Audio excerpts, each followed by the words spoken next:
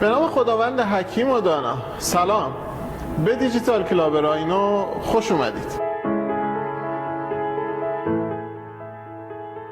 در قسمت قبلی مرور ویدئویی داشتیم بر انواع تکنولوژی 3D پرینتینگ. در این بخش با تمرکز بیشتر بر تفاوت SLA و DLP مروری دقیق‌تر داریم بر کل تکنولوژی‌های 3D پرینتینگ در دندانپزشکی. شما رو دعوت می‌کنم به ادامه این ویدئو توجه بفرمایید. در روش جت پرینتینگ با حرکت هد در طول میز کار متریال به شکل ذوب شده ریخته میشه و توسط یک دونده سرد میشه. بدین طریق لایه به ضخامت مشخص روی صفحه کار ما پرینت میشه و لایه های بعدی هم پله پله روی اون قرار میگیرن تا شکل مد نظر ما در نهایت پرینت بشه. این روش برای پرینت قطعات با صفحات بزرگتر و همینطور دقت پایینتر نسبت به سایر تکنولوژی ها مناسب هست. SLS یا Selective Laser Sintering، SLM یا Selective Laser Melting و DMLS یا Direct Metal Laser Sintering از دیگر تکنولوژی های کاربردی در حوزه دندانپزشکی هستند. این تکنولوژی با متریال های پودری کار میکنه. فرایند ساخت قطعه با ذوب کردن و چسباندن لایه به لایه پودر در این تکنولوژی انجام میشه.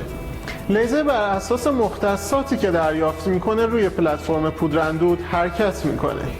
واکنش لیزر با این پودر ذرات مایع رو با هم پیوند میده و در نهایت یک لایه جامد تشکیل میشه.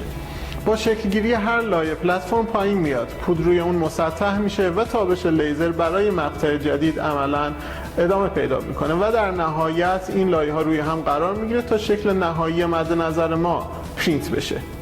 یکی از قابلیت‌های مهم این پرینتر عدم نیاز به ساپورت گذاریه. اونایی که کار کردن با پرینتر سه‌بعدی میدونن که یکی از چالش‌هایی که هر کاربری با پرینتر سه‌بعدی داره اینه که وقتش تلف میشه در طراحی و دادن یه ساپورت مناسب برای پرینت قطعه به دستگاه و این مزیت در این دستگاه میتونه اون رو به یکی از متفاوت‌ترین روش‌های پرینت در حوزه دندانپزشکی تبدیل کنه. طیف گسترده‌ای از فلزات مثل فولاد، تیتانیوم، آلومینیوم، نیکل و کروم کوبالت در این تکنولوژی قابل پرینت هستند.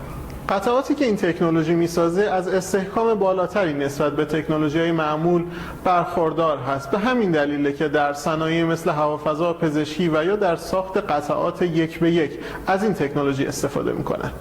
هزینه بالای خرید دستگاه و قطعات و پشتیبانی این تکنولوژی باعث میشه که در موضوعات بسیار خاص و همینطور محدود مورد استفاده قرار بگیره. تکنولوژی SLA اولین تکنولوژی پرینت سه‌بعدی در دنیاست که در سال 1986 ثبت اختراع شد. SLA یکی از مناسب ترین روش ها برای نمونه سازی سریع قطعاتی که سطح کیفیت بالایی میخوان و همینطور دقت بالایی رو نیاز دارن. SLA یا استریولیتوگرافی از روش‌های ساخت افزودنی یا ادتیو، روشی که از خانواده فوتوپلیمریزاسیون هست.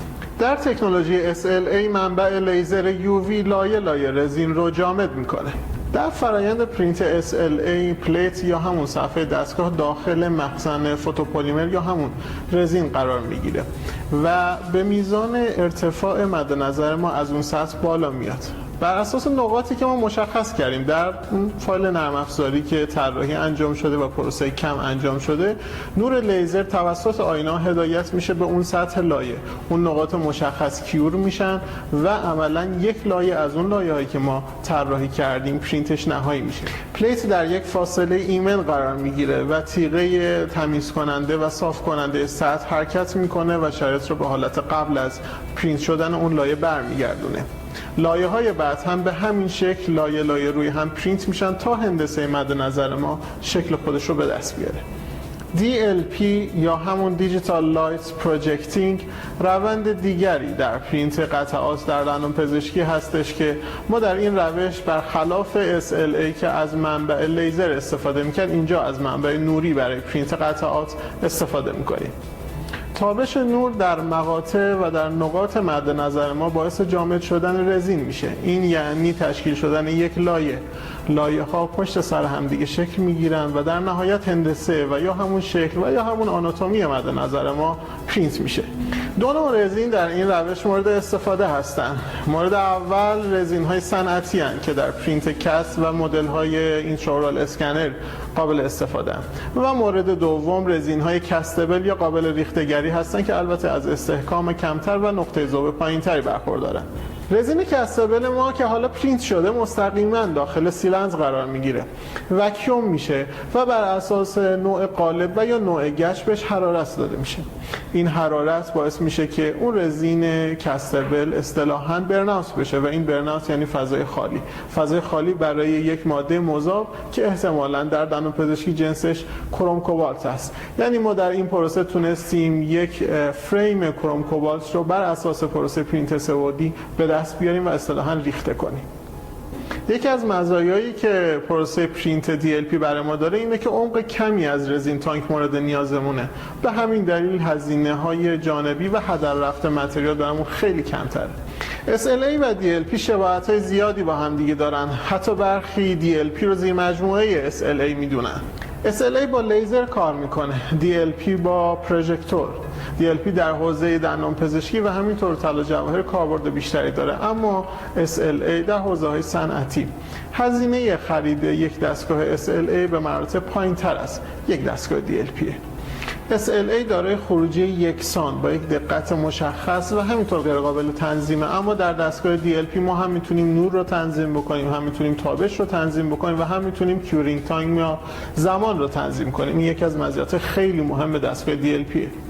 DLP به صورت صفحه‌ای پرینت میکنه، اما به دلیل ماهیت خطی در پرینت SLA ما سرعت پایینتری داریم. این یکی از پارامترهای مهم دیگه ایه که هر یوزر دستگاه پرینتر سه‌بعدی قطعا بهش فکر میکنه.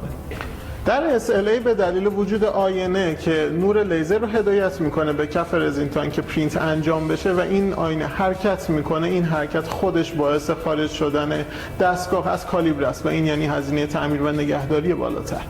همونطور که در نمودار ملاحظه میکنید DLP میتونه طیف گسترده‌ای از رزین ها رو پرینت بکنه، از 365 نانومتر تا 405 نانومتر. اما SLA فقط در یک فرکانس میتونه رزین رو کیور کنه. در جمع‌بندی این قسمت و به دلایلی که گفته شد میتونم خدمتتون عرض بکنم که DLP روشی دقیق‌تر، سریع‌تر، مقرون به صرفه‌تر و از طرفی با قابلیت تنظیم در پارامترهای مختلف و اساسی پرینت هستش. البته سوالات دیگه‌ای هم هست، اینکه در آینده یا همین الان تکنولوژی پیشرفته‌تر از DLP وجود داره یا نه. اینکه هر دستگاهی که DLP باشه آیا لزوما میتونه برای ما یه دستگاه پرینتر سه‌بعدی مناسب و کاربردی باشه. اینکه ما در هر دستگاه پرینتر سه‌بعدی که در اختیار داریم آیا میتونیم اون امکان رو داشته باشیم که بهترین استفاده رو از اون داشته باشیم و در نهایت معیارهای اساسی و اصلی در انتخاب یه پرینتر مناسب چی هست. از اینکه همراهمون بودین و هستین بسیار بسیار سپاسگزارم. من محسن شمس آبادی اینجا دپارتمان دندانپزشکی دیجیتال راینو کنارتون و منتظرتون هستیم. نقطه سرخط.